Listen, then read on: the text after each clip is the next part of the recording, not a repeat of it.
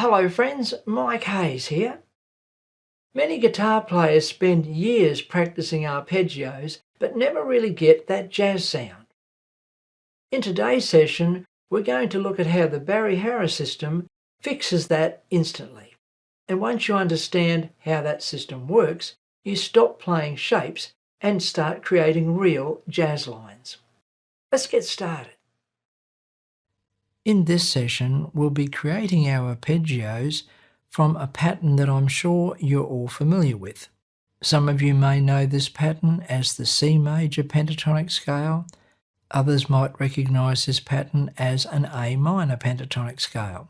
Of course, both of these scales, the C major pentatonic and A minor pentatonic, contain exactly the same notes.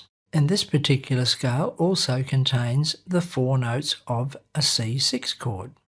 All of our arpeggio exercises will be derived from the C major 6th diminished scale, which, as you most likely know, contains the notes C, D, E, F, G, G sharp, A, B, C.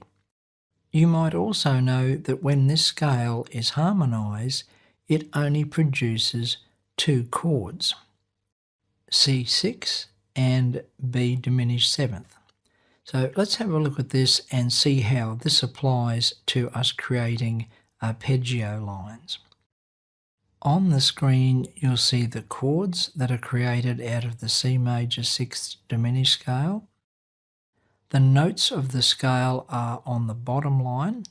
They are the notes in gold, and above each one of those notes you'll see the vertical structure or chord that is created when we layer the scale in thirds.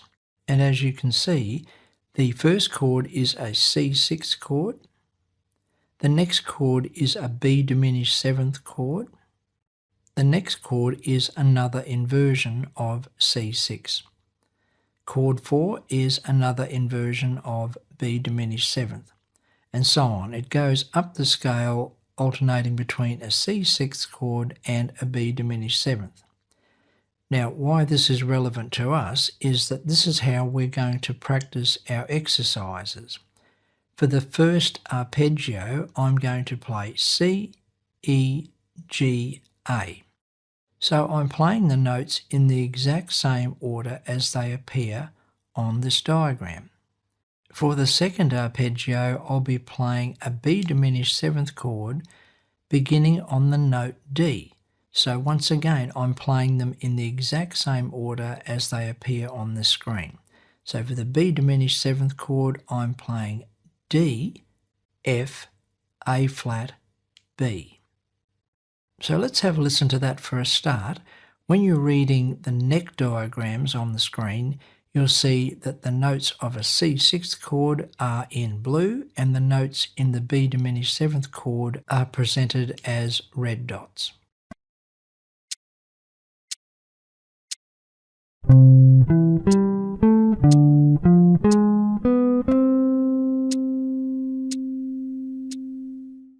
For this next exercise, I'm going to continue working up through the scale of chords. I'll begin with the C6th arpeggio, then B diminished 7th arpeggio, then the next arpeggio will be a C6th arpeggio, this time beginning on the note E. So we'll have E, G, A, C.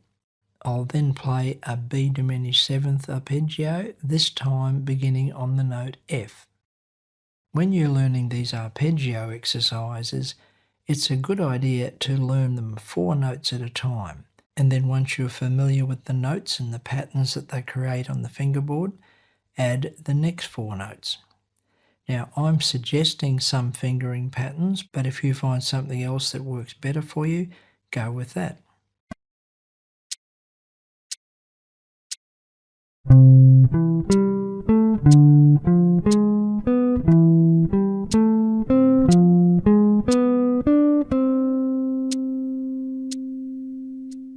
Here's that same exercise, only this time I'm going to have a drone note playing all the way through the exercise. The drone note behaves like acoustic graph paper. it lets the harmony reveal itself without interference. And the concept of home and away will become clearer, the idea of movement. The home sound being the C sixth and the B diminished seventh being the away sound.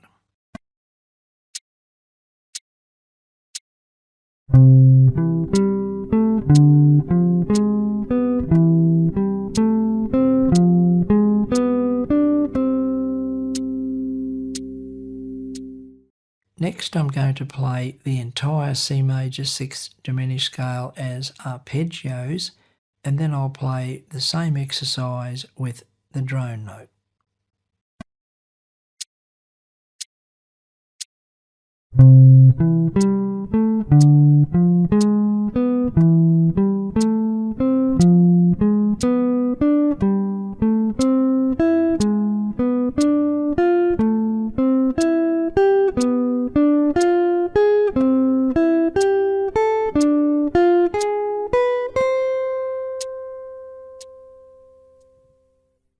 And now with the drone note.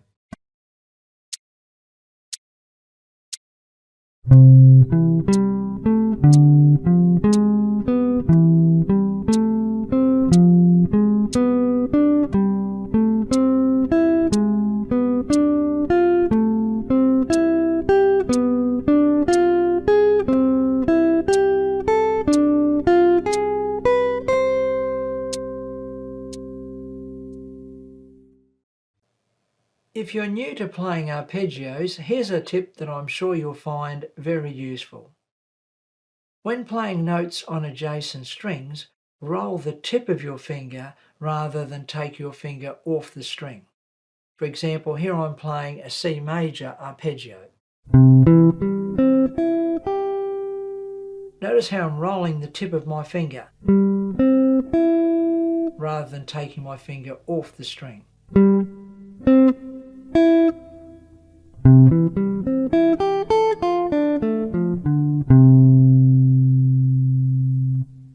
Okay, let's play a descending version of the C major 6th diminished scale, and of course once again we're playing the scale in arpeggios.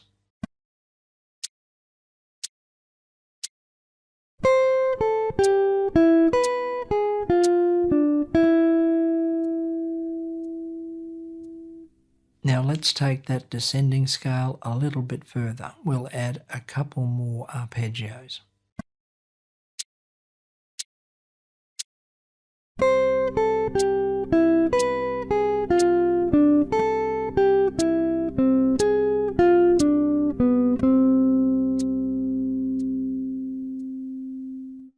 Right, whenever you're ready, let's play the entire descending version of the C major 6th diminished scale played as arpeggios.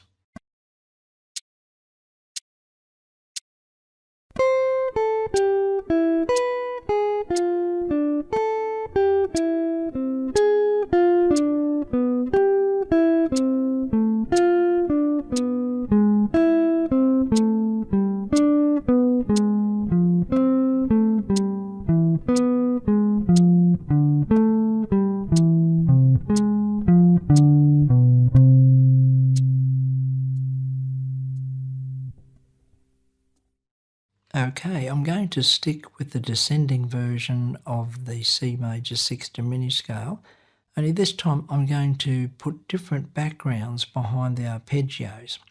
In this next example, I'm going to play C 6th and G 7th as a backdrop to these arpeggios. Let's have a listen.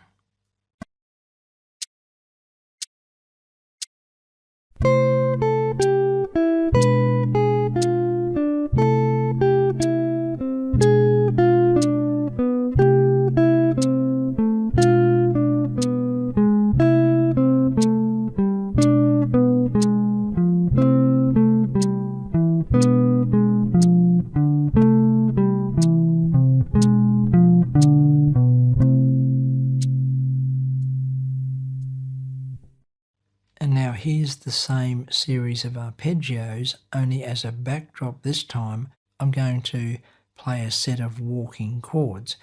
And these walking chords are simply going to be moving through the C6 diminished scale, playing C6, B diminished, a different inversion of C6 than B diminished.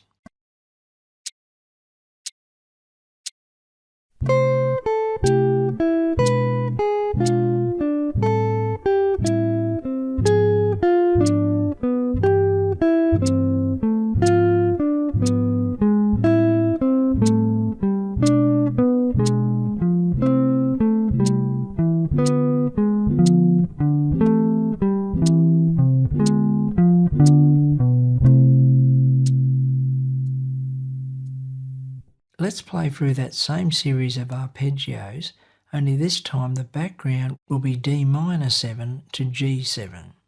And that's the Barry Harris important minor concept, where we can overlay a C6 over a D minor 7.